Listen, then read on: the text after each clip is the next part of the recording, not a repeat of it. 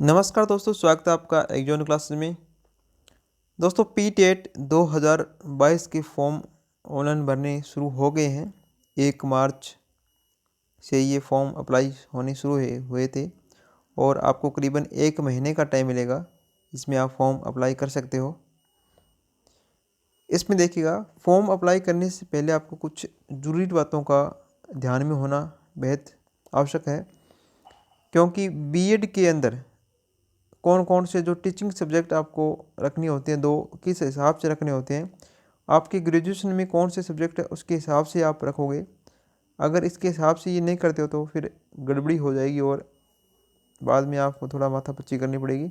तो इसलिए अच्छा है कि आप पहले से इस चीज़ को जान लीजिए कि कौन से सब्जेक्ट रखने हैं। इसकी पूरी चर्चा अपनी इस वीडियो में करने वाले हैं। इसके अलावा भी कोई आपकी समस्या है तो कमेंट बॉक्स में कमेंट जरूर कीजिएगा। देखिएगा, पहले केवल ये बीएड के लिए है। इसमें देखिएगा,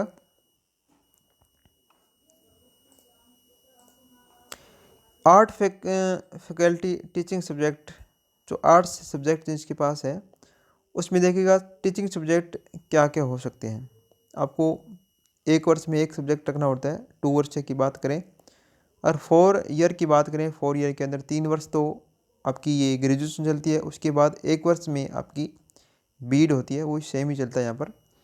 और ये देखिएगा, अगर आर्ट्स फैकल्टी से आप है, ड्राइंग या पेंटिंग है, तो सब्जेक्ट आपका टीचिंग सब्जेक्ट हो सकता है। सिविक्स हो सकता है, होम साइंस हो सकता है, इकोनॉमिक्स हो सकता है, इंग्लिश हो सकता है, ज्योग्राफी हो सकता है, हिंदी हो सकता है, हिस्ट्री हो सकता है, मैथमेटिक्स हो सकता है, म्यूजिक है, राजस्थानी है, सोशल स्टडीज है, संस्कृत है, उर्दू है और पंजाबी में से आपका कोई भी 2 टीचिंग सब्जेक्ट आपको रख सकते हो।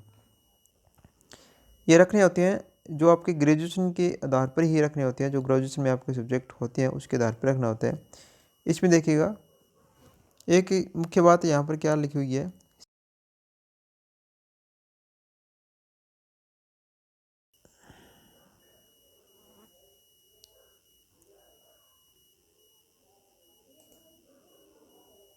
देखिएगा,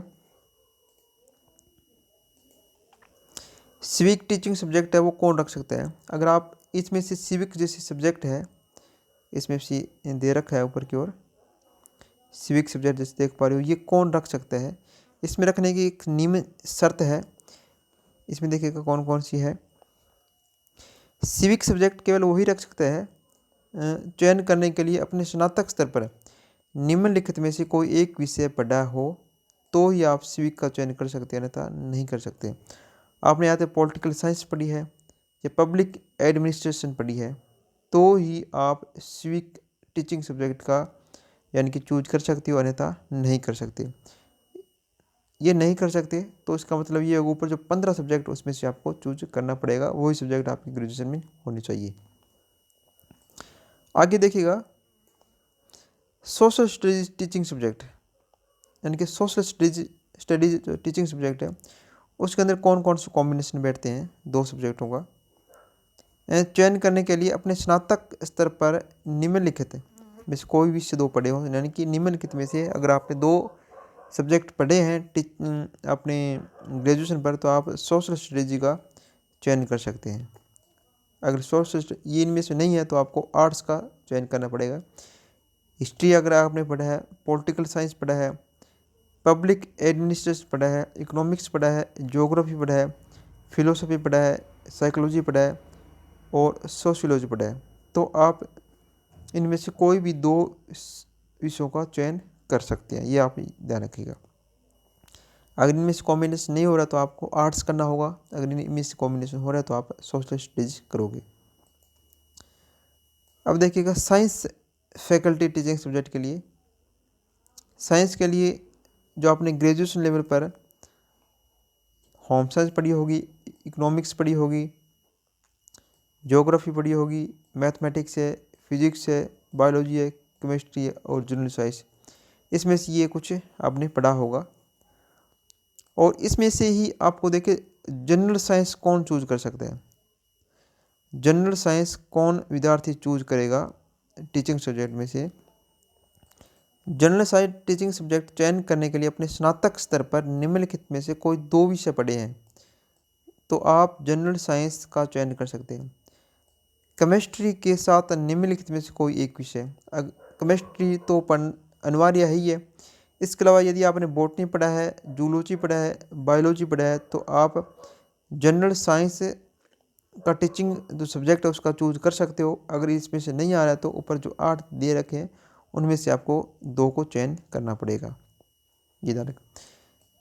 जैसे सेकंड है, इसने बीएससी होम साइंस में कर रखी है तो टीचिंग सब्जेक्ट में केवल होम साइंस और जनरल साइंस का चयन करेगा। ये ध्यान रखिएगा, जिसके पास बीएससी होम साइंस है उसको केवल होम साइंस और जनरल साइंस ही 2 टीचिंग सब्जेक्ट का चयन करना होगा।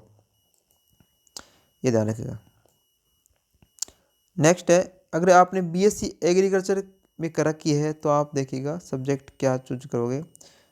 टीचिंग सब्जेक्ट में केवल जनरल साइंस या बायोलॉजी का चयन करेंगे। अगर आपके पास बीएससी एग्रीकल्चर है तो आपको जनरल साइंस करना होगा और बायोलॉजी करना होगा, क्योंकि जनरल साइंस करोगे तो आपके पास केमिस्ट्री होती है इसके अंदर और इसके अलावा जूलॉजी, बॉटनी और उसमें से एक सब्जेक्ट होता है तो आप इसका चयन करोगे। अगर आप कॉमर्स फैकल्टी से है तो कॉमर्स के लिए देखिएगा ये 2 ही सब्जेक्ट है। अगर आपने इन 2 विषयों में कर रखी है तो आपका कॉम्बिनेशन बैठेगा तो आप ये बीएड कर सकते हो, अन्यथा नहीं कर सकते। बुक कीपिंग होनी चाहिए और कॉमर्स प्रैक्टिस, अगर ये 2 सब्जेक्ट है आपके पास हो तो आपका कॉम्बिनेशन बैठ जाएगा तो आप बीएड कर सकते हो। देखिएगा, उपरोक्त टीचिंग सब्जेक्ट के अलावा कोई अन्य विषय टीचिंग सब्जेक्ट नहीं हो सकता। ये स्पष्ट रूप से गाइडलाइन में दे रखा है, क्योंकि अब की बार जैन व्यास विश्वविद्यालय जो जोधपुर है वो उनके द्वारा करवाई जा रही है। अब देखिएगा, मुख्य बातें आपको समस्या कहाँ आ सकती है।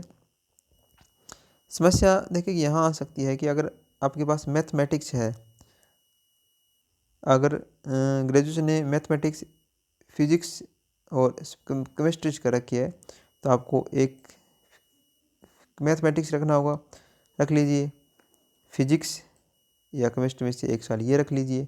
इस प्रकार आप रख सकते हो या सब्जेक्ट रख सकते हो। और इसके अलावा देखिए सोशल स्टडीज़ की बात करें, सोशल स्टडीज़ में आपके सब्जेक्ट ये है, अगर ये नहीं हो रहे तो आपको आर्ट्स में करना होगा, ये मैंने बता ही दिया है। इसके अलावा देखिएगा आपकी कोई भी समस्या है किसी प्रकार की तो आप कमेंट बॉक्स में कमेंट जरूर कीजिएगा। धन्यवाद दोस्तों।